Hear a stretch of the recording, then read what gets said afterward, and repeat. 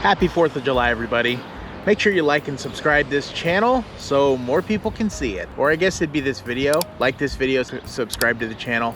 You know, do that fun thing. So I've been reading, maybe not a lot, but kind of a bit about the new pilot program going on with Doordash right now. And it's guaranteeing up to $14 or minimum $14 an hour instead of the usual base pay. I have mixed feelings about this new pilot program because the first thing you think of, at least you should anyways, when it comes to new pay programs is, what are we losing? As drivers, what are we losing? Something I learned in Walmart while I was there is anytime there was a pay increase or something for the associates, it always came at a cost. Before I got let go, there was going to be a round of raises that would raise everybody up to $16, $17, $18 an hour, kind of depending on if you were a team lead or not. But what they didn't really go into, at least for me anyways, while I was there, is that they were going to be getting rid of a lot of positions and basically doubling your workload for a few bucks extra. So that's why anytime a company, whether it's gig work or Amazon, if they say they're going to raise their rates for whatever reason, you're probably going to be losing something. And in this case with DoorDash, you're going to be losing money. Duh. The holy grail for gig work, at least for the companies, is to figure out a way not to pay us. And that could come in the form of something I've brought up a while ago, is that tips being turned into bids for drivers. Do you want your food now? Maybe you should put in a $5 or $10 bid. Do you not want to bid anything? Well, then you're probably going to be waiting a long time for your food.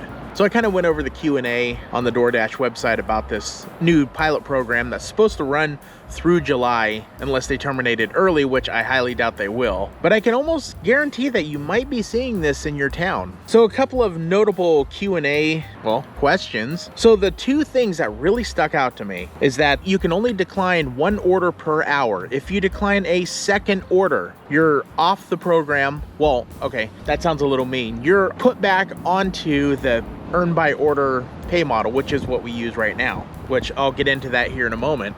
And I apologize for the breeze going on and the cars. This is, best I could do with the setup I got right now. So the other thing is there's not going to be any peak pay if you're on this program. Now you can choose to be on this program, or you can be on the program that we're on, currently. So I mean, those two things right there, that's going to turn off a lot of people, especially ones that get a lot of peak pay, at actual decent hours, not at midnight to 4 a.m. All right, so the first one that I came across is, what's an example of how I get paid? And I think this is a good one to start off with. Let's assume the hourly guarantee for earn by time in your city is $14 an hour. You choose earn by time and begin your dash. After a few minutes of waiting, you're offered and accept an order and drive 10 minutes to the restaurant. You wait 5 minutes at the restaurant and then drive another 15 minutes to deliver the order. That's basically how it's gonna work. It's gonna go off your active dash time. Again, I'll get into that here in a moment. What time counts towards the guaranteed active hourly rate? The time you're actively on delivery. It begins the moment you accept an order and ends once you drop it off with a customer, including any wait time at the restaurant or merchant. If you're on multiple deliveries at once, such as a bundled delivery, you're paid a guaranteed rate for all active times starting when you accept the first order to the time you drop off the last order. There's good and bad about this, but quite frankly, with my calculations by taking not random weeks, but 3 of my past weeks, these are just examples. These are not actual numbers that I drove. This is just calculations I used using the stats I already had. We'll start off with last week. The active dash time I had was 6 hours and 6 minutes. The dash time for the week was 10 hours and 35 minutes. So that means I sat around or paused for about, give or take, 4.5 hours. Keep that in mind. The DoorDash pay for that week was $117.13. That's just without tips, what DoorDash actually paid me. And I made $77 in tips. Now, if I was under the new model, I would make a total, and this is rounded, I would earn a total of $84, and my total pay would be $161, meaning I would lose 17% of pay if I were to go under that model.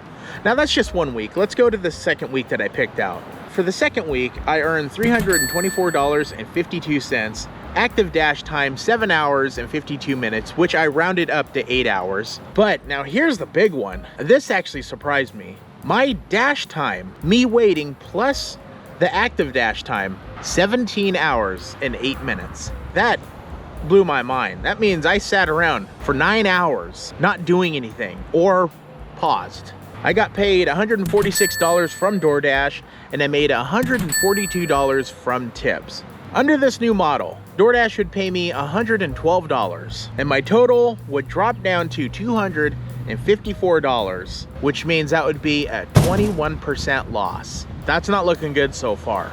Now, the last week I tried, I earned $204.95. Active dash time, 5 hours and 30 minutes. Dash time altogether, 8 hours, 34 minutes. Not too bad, 3 hours of sitting around or paused. I got paid from DoorDash $103.11 and made $82.50 in tips. Under this new model, $77 from DoorDash, and a total of $159.50, 22% loss. Well, compared to my, that shows me right there, I'll never do that program. I will stick to what is currently working and I won't do the hourly program at all. Keep in mind, every single market is different. Even comparing Redding to Red Bluff or Red Bluff to Chico or Chico to Corning or Corning to wherever you dash. They're all different. So I encourage you to do these same calculations and see what you come up with. What I am doing is I'm rounding my active, because it's only going off of active dash time, I'm rounding those and multiplying them by 14, which is the minimum. And that's where I'm getting my numbers from. Now, if I'm doing something wrong, let me know down in the comments because I don't want to give out false information. But from what I've calculated and what I've read, that would mean I'd lose a lot of money. And that's just 3 weeks. So it is my personal recommendation that you do not do this program without doing your own calculations first on your typical weeks. Maybe you'll make more. I don't know, because my distances up in Northern California are a lot longer than it would be down in the city. So you also got to keep that in mind. Here's something I come across on Reddit. Probably leave it off with this. I think this would be a good pay model. So why not just change it to getting paid $2 flat per mile? Say an order comes in going 8 miles and the customer added a $5 tip. Then DoorDash Pay should be $11 to bring it up to the $16 $2 mile mark. So basically what they're saying is that whatever the difference is for this 8 mile, DoorDash should cover the rest and bump it up to $2 a mile, making it the $16 trip. There would be no more hidden tips, no more $2.50 base pay, just a simple flat rate. I agree with it. I think that'd be a great base pay model. It's fair for everyone, and I can almost guarantee you that everybody would basically take everything. You'd still have the few that would decline everything. You're always gonna have those. But for the most part, people would be getting their food on time, warm, everybody would be happy, and that would probably grow the company a little more. But something I've noticed in the world of business, at least with the giant companies, I'm not saying anything about smaller companies. Companies don't like to invest in their workers, and that's just a sad fact. That's probably never gonna change. I just think that was a good pay model. Will that ever happen? No, it'll never happen. Unless somehow somebody starts to organize. Have you seen this in your city? Let me know down in the comments. Let me know your other thoughts on this pilot program. Me personally, not gonna do it. It's not worth it. So with that, I'm heading home now. Have a wonderful day, have a wonderful night. Make sure to like and subscribe, and I'll see you and you and you in the next video.